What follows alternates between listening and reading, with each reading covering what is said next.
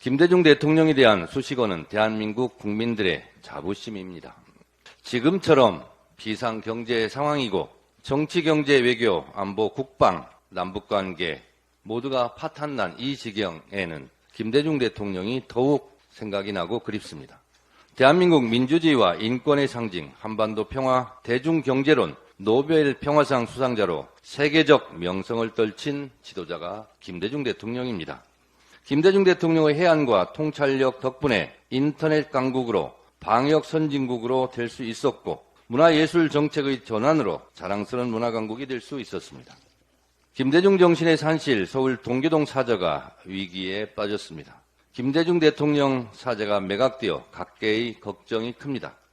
이를 해결할 방법을 아이디어 차원에서 한 가지 제안합니다. 국비와 서울시비 필요하면 마포 구비도 보태서 매입하고 이 공간을 공공공간으로 만들어 문화유산화할 것을 제안합니다. 사저 주변도 공공화했는데 사저 자체를 공공화 못할 이유가 없습니다. 김대중 대통령은 한국 현대사 대한민국의 자산이고 그 정신이 대한민국의 공익과 국익에도 맞닿아 있는 만큼 김대중 대통령 사저를 대한민국 공공재산, 문화 역사의 산실로 만드는 것이 옳다고 생각합니다. 역사를 잊은 민족에게 미래는 없다고 했습니다. 역사는 지울 수도 없고 새로 꾸며낼 수도 없습니다. 자랑스러운 김대중 정신의 산실 동교동 사저가 김대중 정신을 배우고 기리는 역사, 문화의 현장으로 기능하길 바랍니다. 김대중 정신이 개인의 소유물이 아니듯 김대중 정신의 산실 동교동 사저도 공공재의 의미를 살려야 한다고 생각합니다. 우리 경제가 비상 상황입니다. 수출을 제외한 모든 경제 지표가 위기 신호를 발하고 있습니다. 내수 경기에 빨간불이 들어온 지는 이미 오래이고 특히 민생 경제는 절체절명의 위기 상황입니다. 내수에 의존하고 있는 자영업, 소상공인은 그야말로 피울음을 삼키고 있습니다. 지난 한 해 폐업을 신고한 자영업자는 100만 명에 육박합니다. 자영업자 대출 연체율은 지난 2년 동안 3배가 상승했습니다.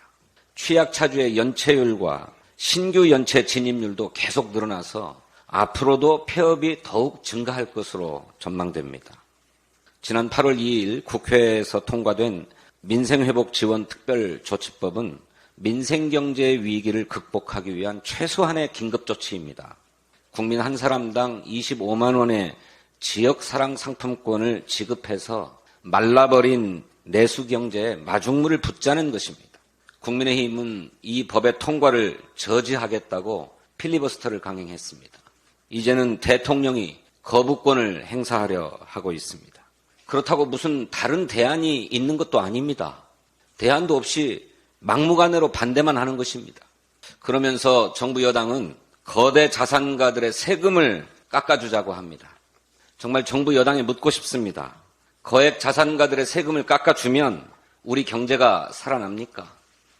정부가 3년째 밀어붙이고 있는 부자 감세로 무려 81조 원의 세수가 감소했습니다.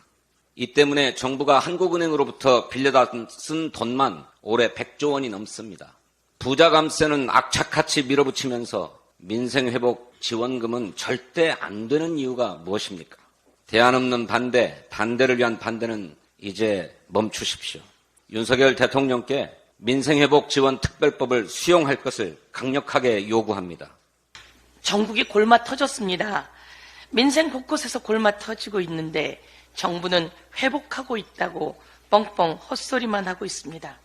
정부가 물가가 안정기에 접어들었다며 최근 물가 상승률이 2%대라고 이야기하고 있습니다. 7월 소비자 물가는 2.6% 상승했습니다. 그런데 말이죠. 실제 물가는 그렇지가 않습니다. 농축수산물이 1년 전보다 5.5% 올랐고 농산물이 9% 올랐습니다. 사과와 배는 전년 동월 대비 각각 39%, 154% 올랐습니다. 농산물 가격은 줄줄이 폭증했는데도 불구하고 물가가 안정되어 가고 있다고 하는 윤석열 정부는 식사도 안 합니까? 대한민국 경제가 그리고 국민의 삶이 풍전등화 상황입니다. 이러한 때에 휴가를 떠난 대통령 부부에 대한 함가한 팔도 유람을 하고 있다는 매서운 비판이 쏟아지고 있습니다. 민생 경제가 사실상 무정부 상태라는 국민의 탄식도 높습니다. 그런 지적을 겸허하게 받아들이면서 휴가 기간 정권의 무능과 무대책으로 고통받는 국민의 목소리를 절절하게 새겨야 할 것입니다. 국민의 삶에 관심이 없고 민생 해결에 무능한 권력은 존재할 이유가 없고 반드시 심판받는다는 역사의 교훈을 무겁게 새기길 바랍니다.